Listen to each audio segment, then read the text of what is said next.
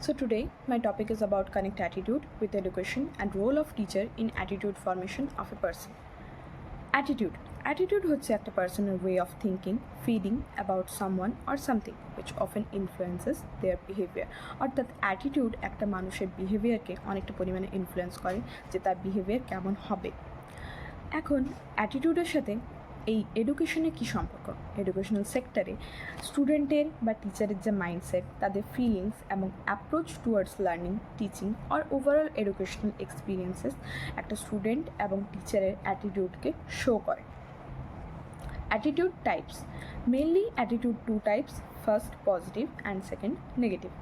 Positive attitude which is optimistic, encouraging and hopeful, যেখানে একটা student believe করে, উদাহরণস্বরূপ যদি বলা হয় একটা স্টুডেন্টের কথা, যেন একটা স্টুডেন্ট বিলিভ করে যে সে কোনো কাজ করতে পারবে প্র্যাকটিসের সাথেই, অর্থাৎ সে প্র্যাকটিস করলেই কোনো একটা কাজ অ্যাচিভ করতে পারবে বা কোনো একটা কিছু পরীক্ষা পাশ করতে পারবে। এখানে সে একটা পজিটিভ অ্যাটিটিউড শো করে, যার ফলে সে লাইফে গ্রেট অ্যাচিভমেন্ট গেইন করবে, হায়ার অ্যাচিভমেন্টস হবে, তার পারফরমেন্স ভালো হবে। Where negative attitude which is pessimistic, doubtful and unmotivated, যেখানে একটা স্টুডেন্ট যদি ভাবে সে কোনো মতেই একটা কাজ সেই কাজটা করতে পারবে না, সে যতই প্র্যাকটিস করুক না কেন।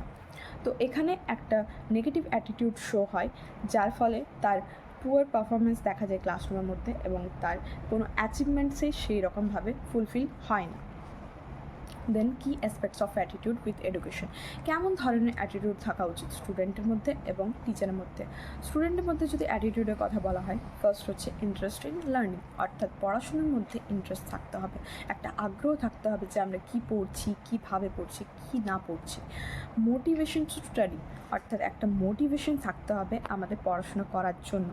সেলফ এফিকেসি, অর্থাৎ নিজের অ্যাবিলিটির ওপর ভালোভাবে বিশ্বাস থাকতে হবে যে হ্যাঁ সেই স্টুডেন্ট ওই কাজটা করতে পারবে। এর সাথে সাথে openness to feedback and challenges, feedback যাই হোক না কেন, সে পজিটিভ হোক চাই নেগেটিভ হোক বা যাই চ্যালেঞ্জেস হোক না কেন, তার প্রতি ওপেননেস থাকতে হবে, অর্থাৎ তাকে অ্যাকসেপ্ট করতে হবে। সেই জায়গাতেই যদি টিচারের অ্যাটিটিউডের কথা বলা হয়, দেন প্যাশন ফর টিচিং, পড়ানোর প্রতি একটা প্যাশন থাকা উচিত। বিলিভ ইন স্টুডেন্টস পোটেনশিয়াল, নিজের স্টুডেন্টের পোটেনশিয়ালের উপর একটা বিলিভ থাকা উচিত। And patience and encouragement which is must in teachers attitude. এর সাথে সাথে commitment to growth and improvement. Now the role of teacher in attitude formation of a person, একটা টিচারের কী রোল হওয়া উচিত একটা পার্সনের অ্যাটিটিউড ফর্মেশন। তো স্কুল জীবনের প্রথম কিছু বছর যা একটা স্টুডেন্টের অ্যাটিটিউড ফর্মেশনের জন্য খুবই গুরুত্বপূর্ণ, এই সময় একটা টিচারের অবদান কিন্তু আমরা দেখতে পাই। যেমন রোল মডেল, আমরা ছোটোবেলায় কোনো না কোনো টিচারকে নিজেদের রোল মডেল ভাবি বা ইন্সপিরেশন ভাবি যে হ্যাঁ আমরা এই টিচারটার মতো হতে চাই বা এই টিচারটার মতো হব ভবিষ্যতে। এনকারেজার অ্যান্ড মোটিভেটার, একজন টিচারই একটা স্টুডেন্টকে এনকারেজ করতে পারবে, মোটিভেট করতে পারবে ফর ফার্দার ডেভেলপমেন্ট। এর সাথে সাথে শেপিং ভ্যালিউজ অ্যান্ড বিলিভস, অর্থাৎ স্টুডেন্টের ভ্যালিউজ, তাদের বিলিভস, এইসব জিনিসকে একটা দিশা দেখাতে পারে একটা টিচার। এর সাথে সাথেই ক্রিয়েটিং আ পজিটিভ এনভায়রনমেন্ট, একটা টিচারই একটা অ্যাটিটিউড ফর্মেশনের জন্য ক্লাসরুমে একটা সেফ, রেসপেক্টফুল, পজিটিভ একটা এনভায়রনমেন্ট ক্রিয়েট করে একটা স্টুডেন্টের অ্যাটিটিউডকে পজিটিভিটির দিকে নিয়ে যেতে পারে।